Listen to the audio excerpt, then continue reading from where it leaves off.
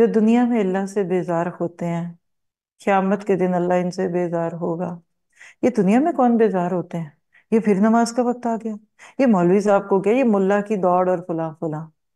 اور جب کبھی اللہ پکارے یا ایھا الذین آمنو، کہتے بس اب دورہ قرآن سن لیا، ہم آگے کوئی کمٹمنٹ نہیں کریں گے۔ اللہ اللہ کر کے دن گن گن کے تو گزارے ہیں ہم نے۔ تم بیزار ہو، جاؤ بھاگ جاؤ، اللہ بھی بیزار ہے۔ مشرک غیروں کو پکارتا ہے۔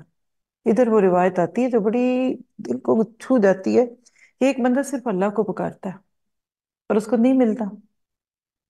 فرشتے کہتے ہیں اللہ، وہ بندہ تیرا اپنا 23واں پارہ یاد کر لیں، اخلاص، غیر بھی نہیں ہے، تیرا ہی ہے، پکار بھی صرف تجھ کو ہی رہا ہے، 24واں پارہ، ہاں، اس کو یقین بھی ہے کہ تو ہی دے گا، تو دیتا کیوں نہیں؟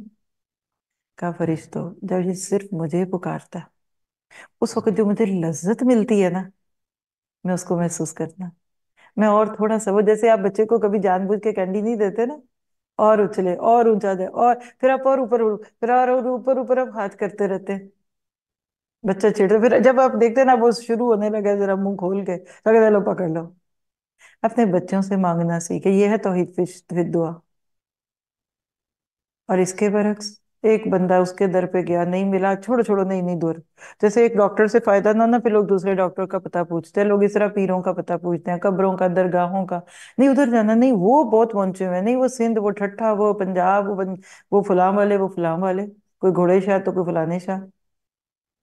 اللہ فرشتوں کو کہتے ہیں جاؤ، اس کی بات جا کے فوراً پوری کرو، مجھے گھن آ رہی ہے اس کی آواز سے، میرے سوا سے پکارا ہے، جاؤ اس کو دے دو۔ جیسے وہ کسی نے کہا کہ کتے کو ہڈی بھی مل جائے تو خوش ہو کے چلا جاتا ہے، اس کو دے دو، لیکن اس سے میرا ایک انتقام ہے کہ اس کے دل میں یہ آئے کہ مجھے بابا جی نے دیا، یہ قبر والے نے دیا، وہاں گیا تھا نا بیٹا لے کے آئے ہو، نعوذ باللہ۔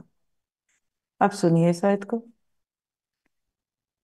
12 غافر، مشرک اپنے لیے نجات کا ہر راستہ خود ہی بند کر دیتا ہے۔ اللہ کہتے تم روٹھو ہم چھوٹے، تمہیں نہیں مجھ سے مانگنا، مجھے بھی تمہیں نہیں دینا۔ تو فیتھ ان ایکشن، قیامت کو دور سمجھ کر اللہ سے بے خوف نہیں ہونا، اللہ تعالیٰ کے لیے خالص ہو کر عبادت کرنی ہے۔